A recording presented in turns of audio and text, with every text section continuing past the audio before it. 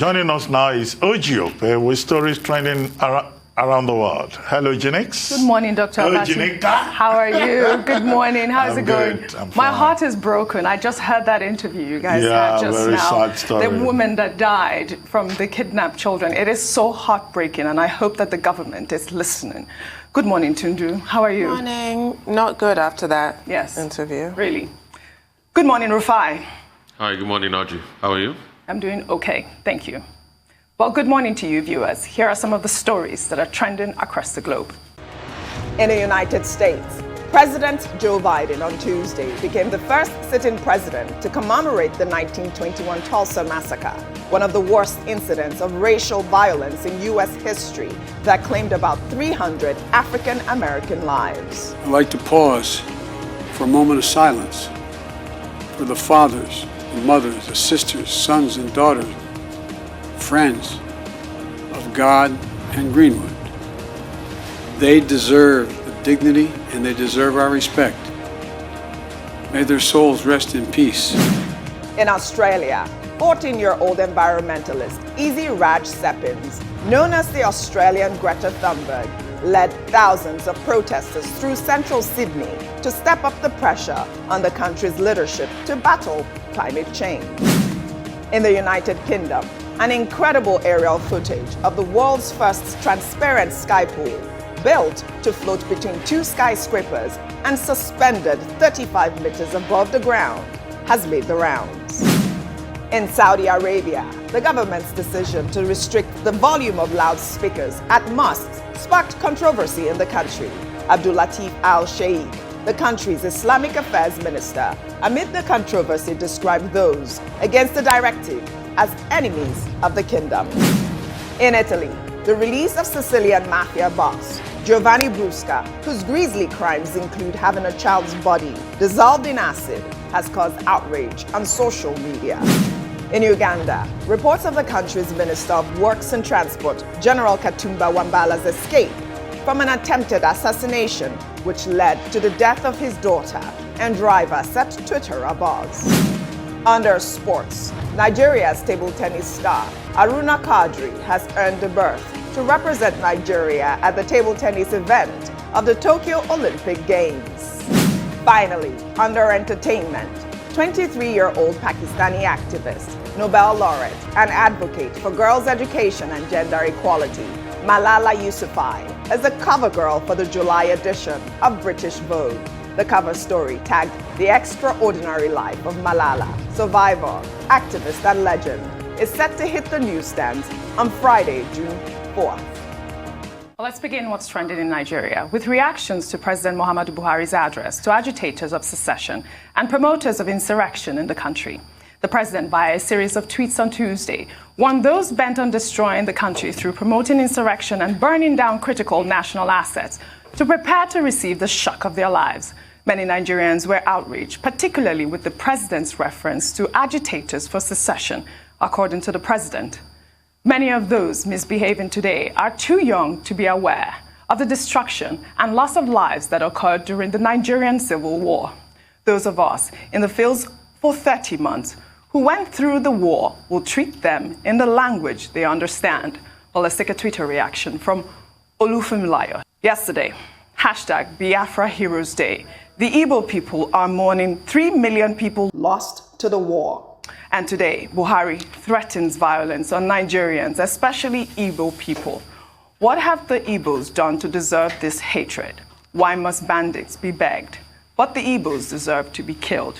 Well, Dr. Olufunmilayo's tweet is the rhetoric everywhere. A lot of Nigerians, especially the Igbos, were outraged with his comments. They're all upset really because of the fact that they haven't heard from the president. And the first time you hear from the president, he is attacking directly the Igbos. And that's what they are talking about on social media. Remember, if you would recall, if you saw the video yesterday, he didn't read from a script. He was speaking from his heart. Tundu. Well, as I was saying yesterday, I think it should be a federal day of remembrance. Yes. I know an effort was made back in the 70s, wasn't it? When Remembrance Day, Armed Forces Remembrance Day was moved from November 11th, like the rest of the Commonwealth, to January 15th to commemorate the end of the Civil War. But that's about soldiers. What about the civilians, the children that starved to death? Just the loss that happened. That May 30th should be a federal national holiday. But I did say that yesterday. But in this regard, I don't see the president as attacking Igbos. I do not. Okay. I've said this twice on the show this morning. This is going to be my third time repeating it. He was talking, I hope, about criminals. I will never be quick to align myself with criminals. If it was Yoruba people who were burning INEC buildings and infrastructure, and the president attacked them, I would not say I feel attacked as a Yoruba person.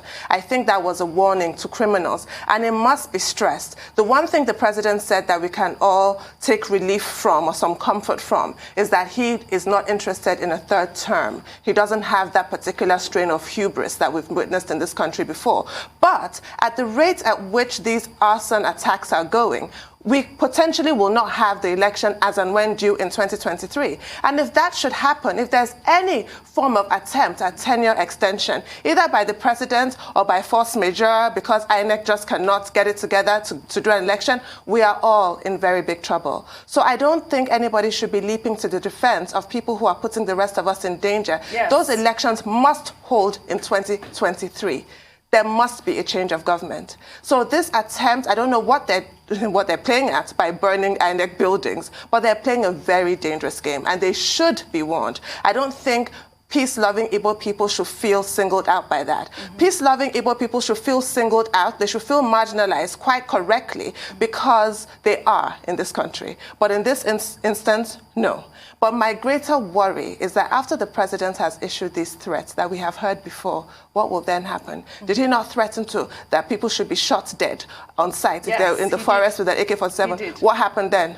He did. Not a darn thing. So I'll tell you why the Igbos are. It's especially because of his reference to the Civil War. I think that's what is quite touchy with that sentence that he made. Yes, it is very touchy. Dr. Abati. This is about the fourth time I'm commenting on this subject this morning. But I won't get tired of reciting what I consider basic points. The first is this. Yes, Tundu, you said May 31st should be a Remembrance Day. Yes. Yeah, in other countries, that's what they do.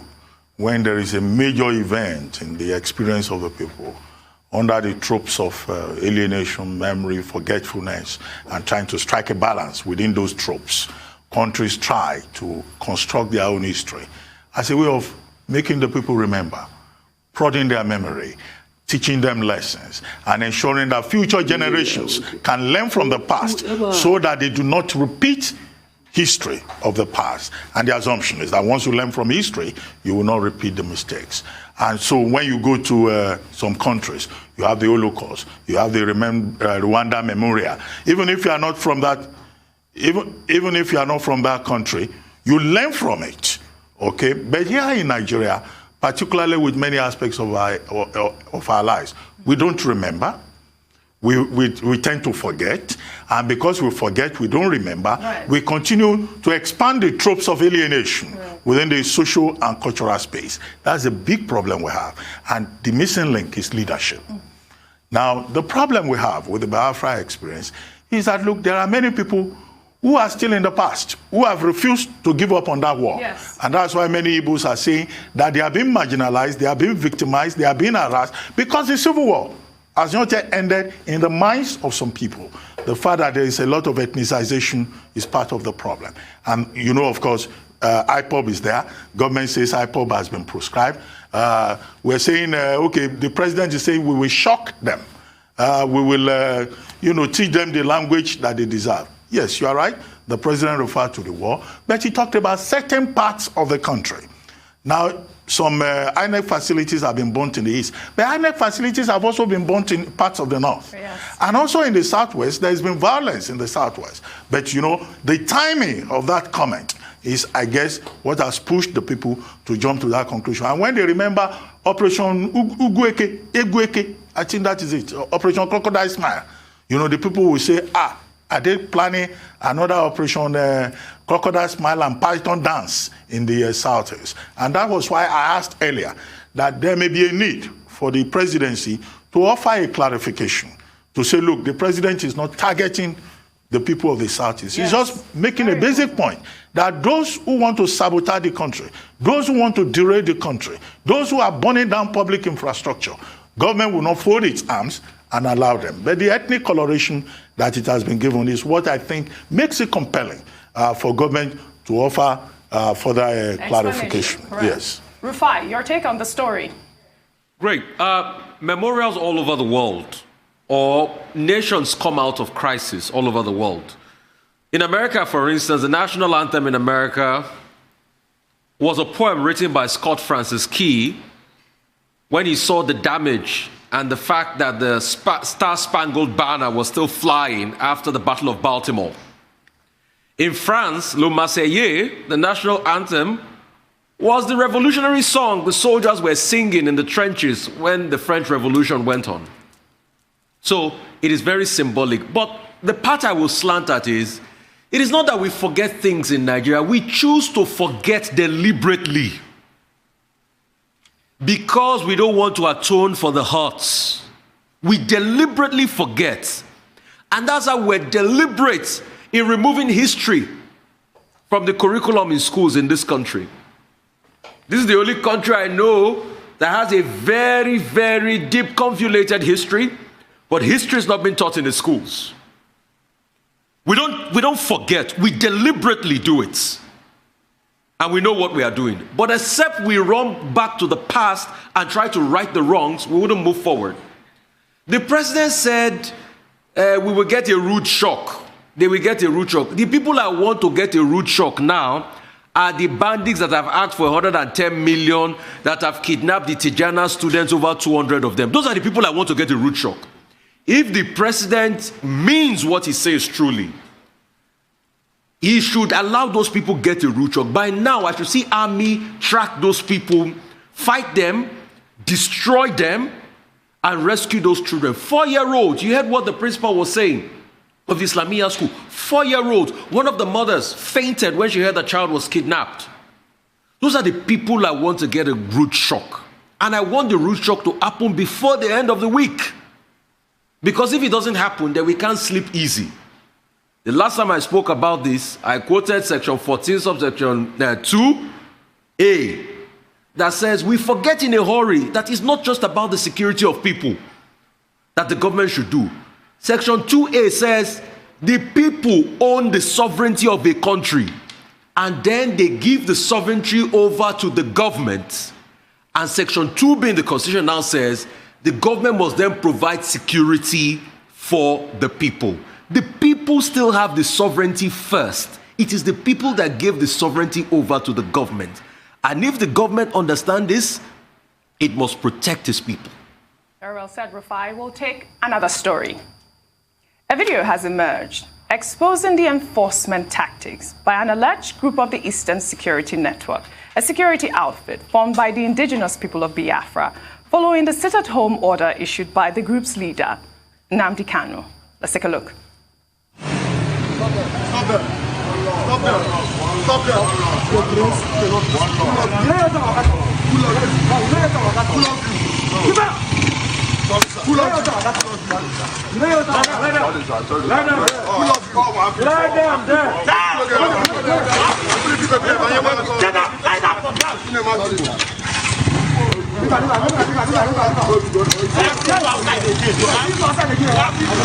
This is a clear indication for those agitating for secession to know that it is not by having your own country that you would, things will change. It is all about restructuring, because as you can see, nothing will change if these people are going to go around with machetes hitting drivers on the street just to enforce an order. I don't understand this.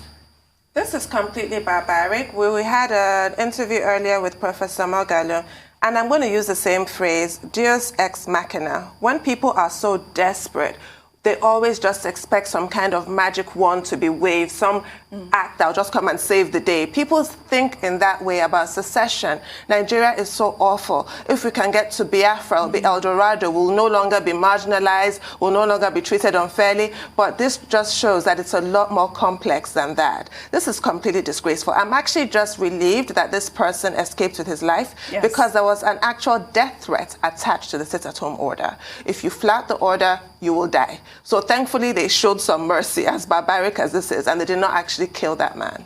Unbelievable. Dr. Well, there was another side to it. I thought the instruction was that, yes, stay at home. But if you have to go out, you go on foot. You know, they didn't expect that you would go on a motorcycle or you would drive your car on the streets. But what is instructive about this, which is a point I was making yesterday, is about how non-state actors have taken over the space in a particular part of the country, how they've been far more effective than they had ever been in the past in enforcing that particular order. And the clear indication is that the Nigerian state is in retreat. The other indication is that, look, anarchy is a possibility. Now, if you look at the whole of the Southeast, yes, you may complain about the conduct, you know, of the ESN, Eastern Security Network, which is the militant wing of IPOB. But where were the policemen? Where were the soldiers? The Nigerian soldiers, the federal government agencies, they too obeyed the order to stay at home.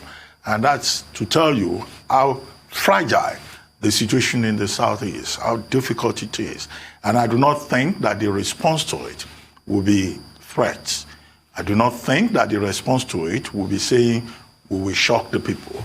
I don't think that the right response will be we will teach them the language that they understand. It's reached a point where the government of Nigeria will have to engage the people through dialogue, through constructive conversations. And you will know that in the Southeast, most leaders of the Southeast, they are confidently quiet. They're not saying anything. They too are observing the stay-at-home order. The ones that are probably not observing the stay-at-home order, they are outside the Southeast. They are in other parts of the country. So these are very disturbing indications. And I think that for the safety of all of us, it's not enough to say, oh, it's in the Southeast. No, the challenge is not just in the Southeast. It's everywhere. Because tomorrow in the Southwest, don't be surprised if some groups in the Southwest also say, no election in the Southwest. Oh. We're shutting this place down, and nobody must go out. Well, I don't know, Tundu. I will stay at home. Rufai, a quick comment from you so we could take another story. And the sad reality, Dr. Bati, you stay at home because where's the police to protect you? Right. That's a very important question we should ask ourselves. So, you see, when we hear narrative from leadership, oh, we're going to deal with them, a lot of people will just laugh. Because one too many times, the authorities, security agencies have been found wanting. And that's why it's a deeper holistic issue. And we should talk about it critically. Can we heal the pain of the past by talking? Yes. This is the time to talk.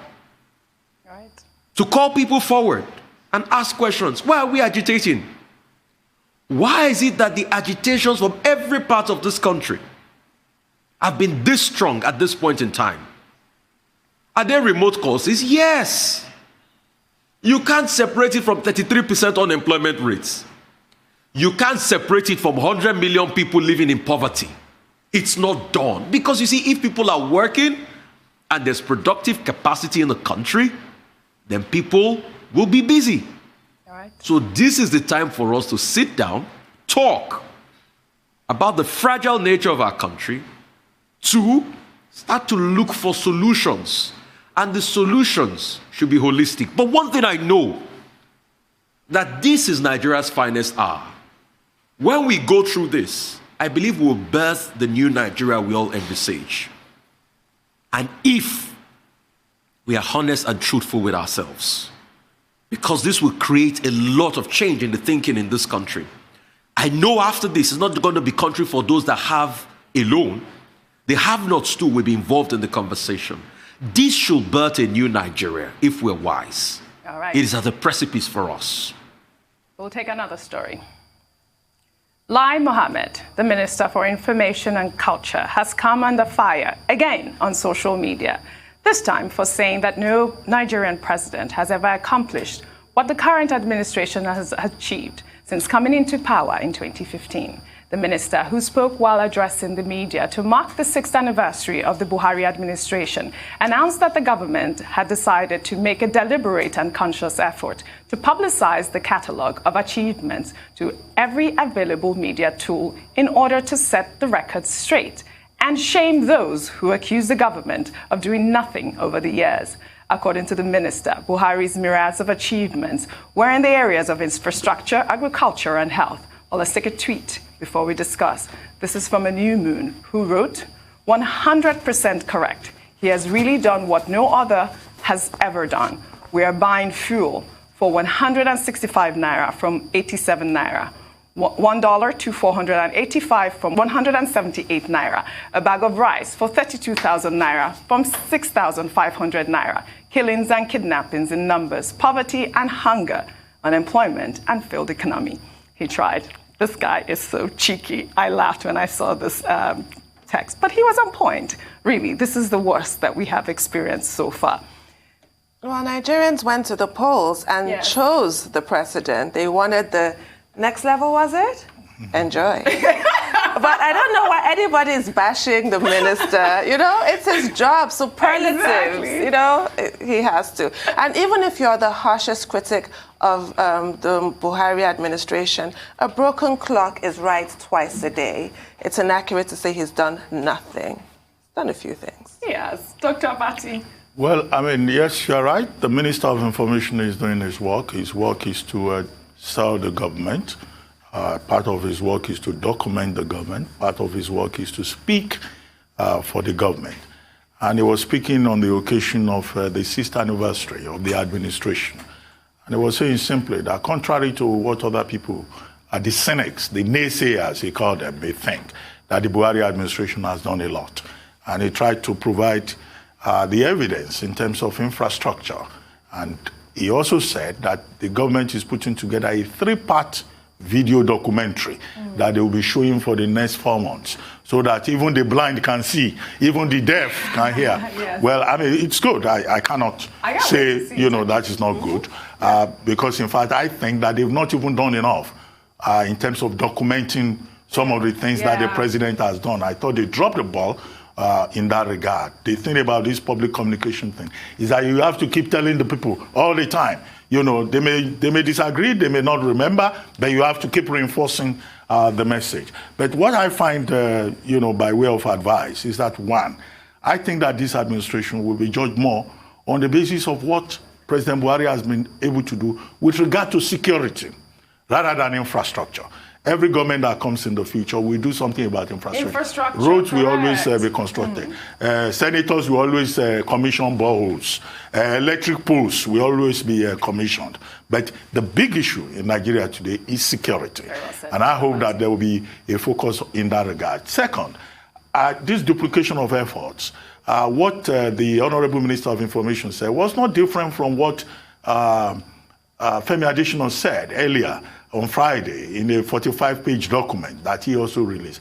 Okay, can we have better synergy in terms of constructing, you know, the president's legacy as he intends to do, and in terms of the messaging process, so that tomorrow you don't have another character in government also comes up, he's also organizing his own achievements of Buhari administration. There should be synergy, because that's the best way to do it. But finally, I think usually what we have seen in Nigeria, the final verdict on any administration does not lie with spokespersons or ministers. The final verdict lies with the people of Nigeria. Usually after the government may have left. And the question, the two basic questions that the people of Nigeria will ask is, were we better off in 2015 than we are now? Were we safer in Nigeria in 2015 than we are now? Those are some of the questions that going forward in the time that is remaining, that the government of the day will need to provide answers to, in my view. I wanted to take a video of our final story real quick. It's a video of this young 17-year-old girl in the United States who fought off a grizzly bear from her backyard. Let's take a quick look.